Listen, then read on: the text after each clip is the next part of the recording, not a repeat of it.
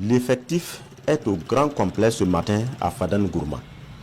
Des cobras lâchés dans l'Est à la chasse des terroristes. Cobra 1, 2 et 5. Le Cobra, c'est l'insigne des BIR, les bataillons d'intervention rapide. Ils ont le soutien d'une compagnie de marche et de l'artillerie, toutes issues du 34e RIA de Fada, le régiment interarmé. C'est l'opération Kiadima en Gourmanchema, sauvée en français. Kiadima est hybride. Elle est à la fois offensive et humanitaire. L'objectif est de desserrer l'étau autour des grands axes de la région.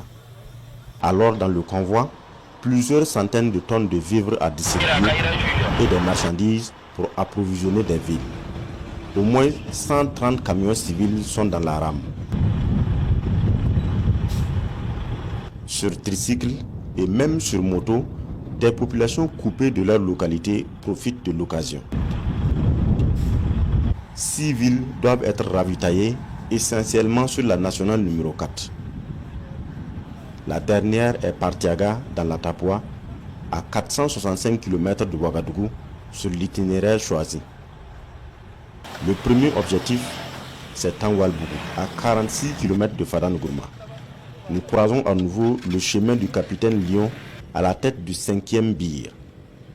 Il est épaulé de 2 lieutenants, Kaira et Logan, avec plusieurs combattants. Nous décidons de les appeler par leur nom de guerre. Le BIR 2 est conduit par les lieutenants Aigle et 77. Jusqu'à Bougui, à la sortie est de Fadan Gourma, la progression est à l'allure normale. L'épreuve de la route démarre là.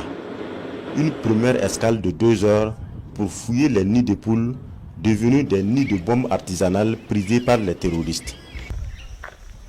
C'est comme ça l'allure jusqu'au premier point chaud, Namounou.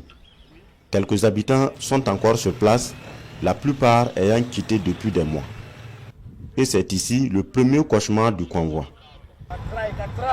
Ce véhicule ghanéen qui profite du convoi pour rallier le Niger s'embourbe juste à la hauteur du pont Namounou.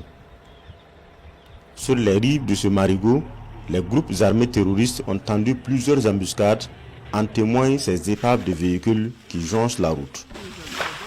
Échappement bien trempé, le car transformé en gros porteur barbote.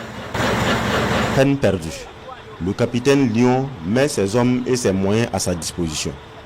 Les militaires, Kalash en bandoulière, poussent le véhicule qui reste insensible. Un des blindés vient à la rescousse. Après plusieurs tentatives de traction, le véhicule militaire échoue. Un autre pour une dernière fois. Le câble de traction finit par céder. À l'intérieur du véhicule, du matériel lourd, blocs moteurs et pièces de moulin à minerai.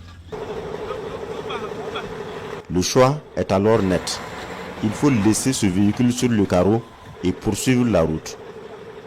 Le conducteur et ses apprentis embarquent dans un autre car. Nous perdons plus de 3 heures dans cette tentative de sauvetage.